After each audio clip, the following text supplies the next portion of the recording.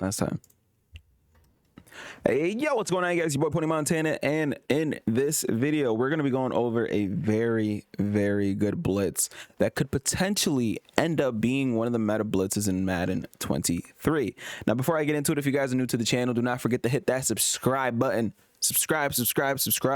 Like the video if you are new, and comment anything down below, even if you just want to comment FTA for the algorithm. It helps push these videos out to more and more people, and we are nearing close to that 15,000 subscriber mark, and obviously we can't do that without your help. Also, if you guys are struggling with anything, leave it down in the comment section.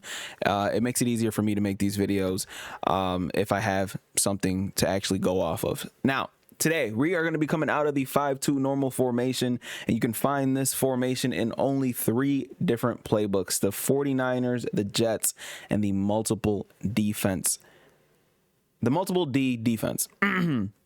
Now, this blitz is going to rival the 4-3-6-1 blitz, made very popular by competitive / pro player / streamer, just overall good dude, Mills. If you guys don't know who that is, he is a great Madden player, and he made one of the most dominant defenses of all of last year, just completely shutting down a lot of people, because it's just pressure on top of pressure on top of pressure. Send more people is pretty much was his motto, and that's exactly what he did. And he ended up making a decent amount of money last year as well. So this blitz is going to be no different. We're coming out of the pinch play out of 5-2 normal. Now, you can come out in different formations if you guys want to run zone. So you can run fire zone 2 here. You can run the cover 1, the cover 3 version. But for this video, I'm just going to come out in pinch because there's going to be minimal adjustments that you can do. But there are going to be certain things that you guys can do. Now, again, I am going to speak a lot.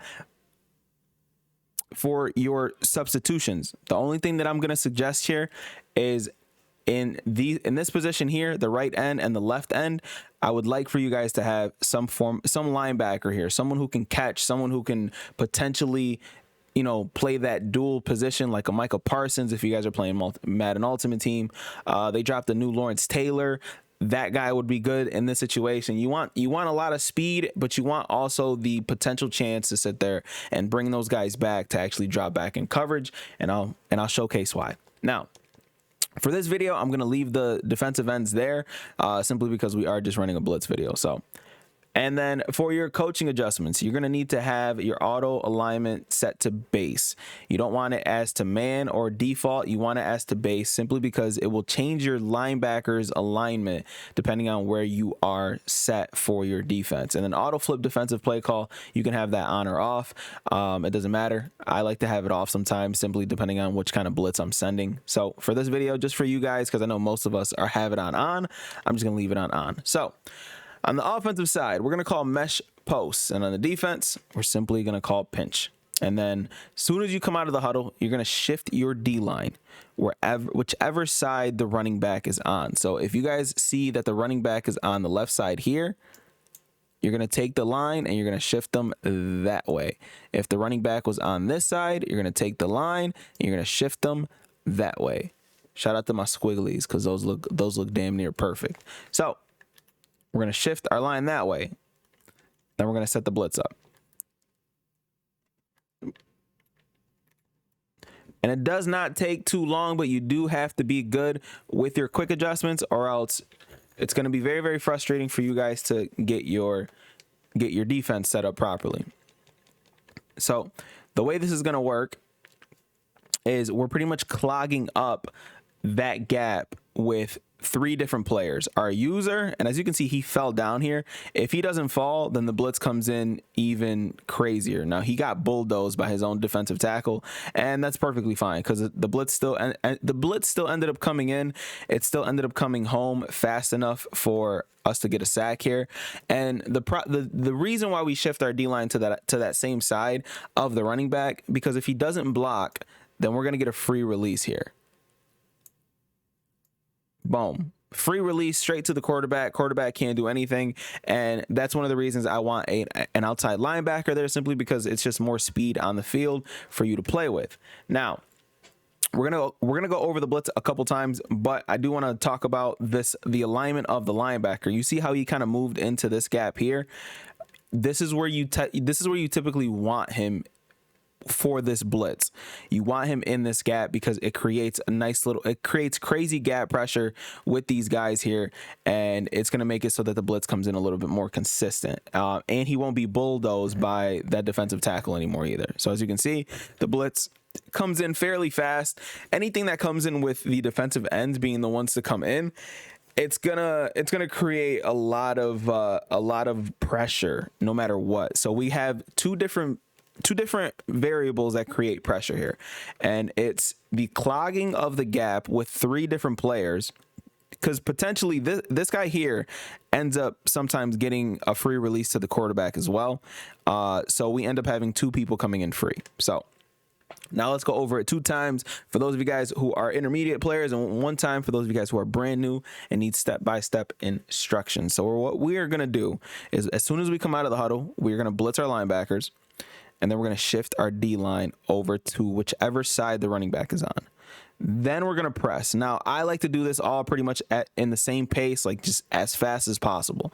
And then we're going to crash our D-line down, okay? And then the last step that you pretty much need to do is take the linebacker that is on the opposite side of the running back, because he's going to come down to the line as well, and you want to take him and pretty much put him in coverage. So right now, since we are playing man coverage, we're going to man him up to the tight end, so that tight end doesn't get a free release on anything. And even if you want, you can actually bring him back so he doesn't get anything. And then you're going to take the same side of the running back, the safety that's on that same side, just in case that running back is on some sort of a wheel route. So just in case this running back is on a wheel route, that's going to be our assignment. We're going to make sure that guy is guarded and they can't do a quick snap throw to that person. So again, we're going to crash down, make sure that our D-line is crashing, and then you're going to hover right in between the blitzing linebacker and that defensive tackle. And then once that happens, the pressure comes in, and as you can see, we get dual edge pressure that time. Again, it's that consistent pressure that is a nightmare for a lot of people to handle. So let's go over it one more time, and then we'll go over some defensive things that you guys can do to confuse your opponents a lot when it comes to this. So again, we're going to shift our D-line to the left as soon as you come out. Excuse me, you're going to blitz all your linebackers as soon as you come out. So that's right on the directional pad. And then you're going to slant. Actually, that is right. Yeah, it's right on the directional pad. I accidentally pressed left. And then you're going to blitz all. So you're going to move your right stick down. And that's going to blitz all your linebackers. And then you're going to shift your D-line to the same side of the running back. So if the running back in the backfield is on the left side, we're going to shift our D-line to that same side. So we're going to shift, we're going to press left on the directional pad, and then we're going to move our left stick to the left. Then you're going to want to press. So I like to spam press simply because it'll change the alignment of where the linebackers, and they end up coming up to the line like these guys here. And then we're going to take our user, not our user, but the opposite side linebacker, and we have to put him on some kind of zone. Even if you're just putting him on a hard flat here, he has to be in some sort of a zone simply because it'll help you guys out. A zone, or man him up on that extra guy that doesn't have a guy manned up. So if this safety here was manned up on the running back, we're going to take this guy and we're going to man him up on the slot receiver. Then you're going to crash your D-line down, and that's left on the directional pad, and then you're going to slant inside, which is down on the right stick. And then you're going to take your user, and then you're going to hover and make sure that you're hovering in between a gap that has that middle linebacker. And then make sure that you have your pass rush point pop up above your head. That little yellow, that little yellow greenish line that's above his head, make sure that that's above your user's head. It just indicates that the line is pretty much going to target him as well. So boom.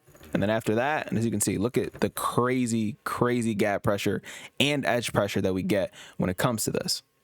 Absolutely insane. Now, one thing that they can't do, I'm going to block the running back this time. So yes, the video is still going and I'm still talking. So one thing that they can't do is block the running back. It doesn't help them in this situation. For whatever reason, they can't block it because the pressure comes in too fast. And that's why I'm saying that this blitz is going to rival that 4-3-6-1 blitz, because it's that good of a blitz, and it's going to end up being that dominant to where it's going to frustrate a lot of people that can't handle pressure. Now, what the last thing I'm going to talk about is the only reason why I want outside linebackers is simply because you have a potential chance to make catches when it comes to this. So say we're sending a blitz, we're sending the all blitz. You know, we're sending the all-out blitz, right? So we're shifting this guy on the left side, which means that the D-line's probably going to end up, the O-line, excuse me, is going to shift to the left sometimes, and sometimes they're going to forget, or sometimes they're going to try to block as many people as possible. And when that's the case, you can do something like this.